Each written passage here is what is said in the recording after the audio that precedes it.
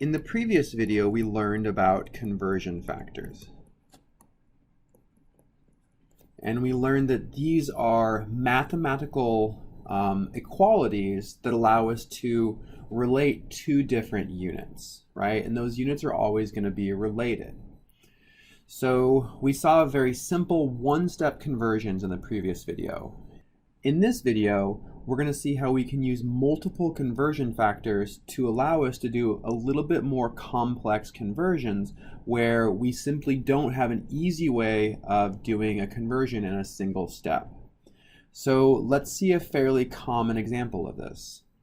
So two commonly known conversion factors is that 1 foot equals 12 inches and that 1 mile equals 5,280 feet, right? So these are commonly known.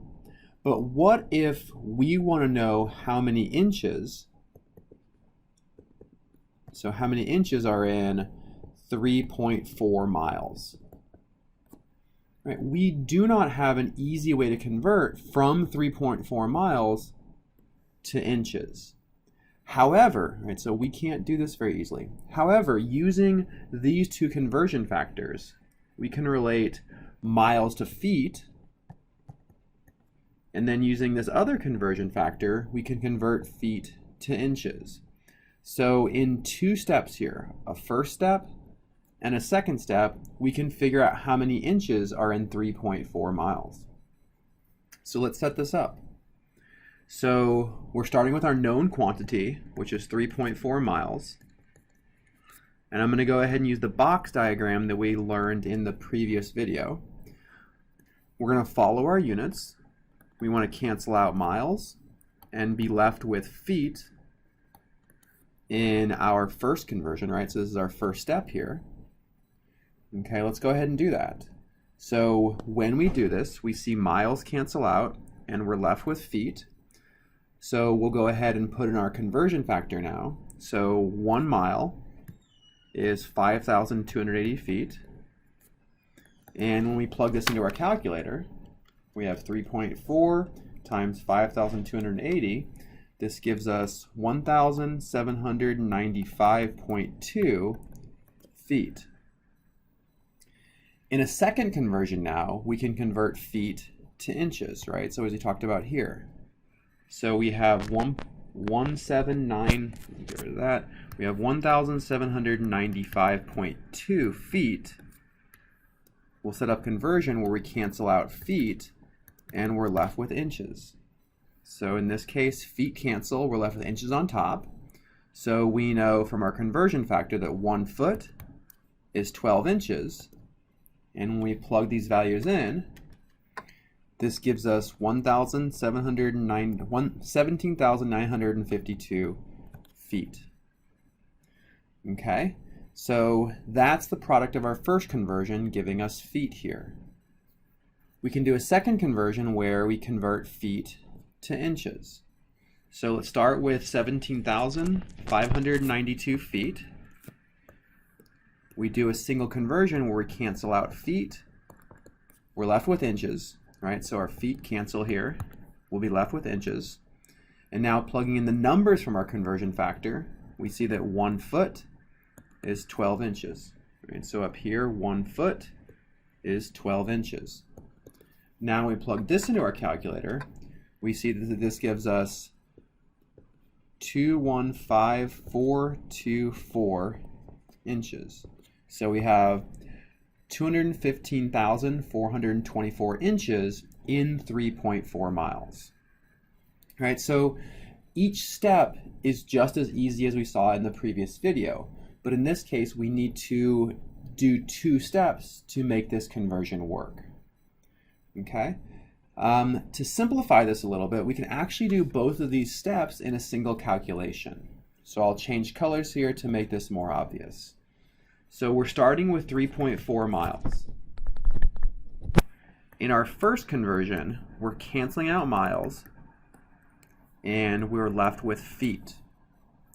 Right? So in this case, miles cancel We're left with the unit of feet. We can now do a second conversion right in line here, where feet cancel out to give us inches. Okay, so feet cancel to give us a final unit of inches. So now if we go back and put in numbers in our conversion factor, so this step right here is one conversion factor, and this step is a second conversion factor. So we know that 1 mile is 5,280 feet, and 1 foot is 12 inches. So in this calculation, we take 3.4 times 5,280 divided by 1 times 12 divided by 1. So we end up with 3.4 times 5,280 times 12 divided by 1, and this gives us what we saw above, 215,424 inches. So we can do these two steps in a single mathematical process. Okay, and that just makes it a little bit easier, and that's what you'll see me doing this term to make things a little bit faster. Okay, but the important thing to remember is that all of this is just, it all boils down to a single step and then another single step. So get your process straight and it becomes a lot more straightforward. Let's try another one. So if we're told the density of water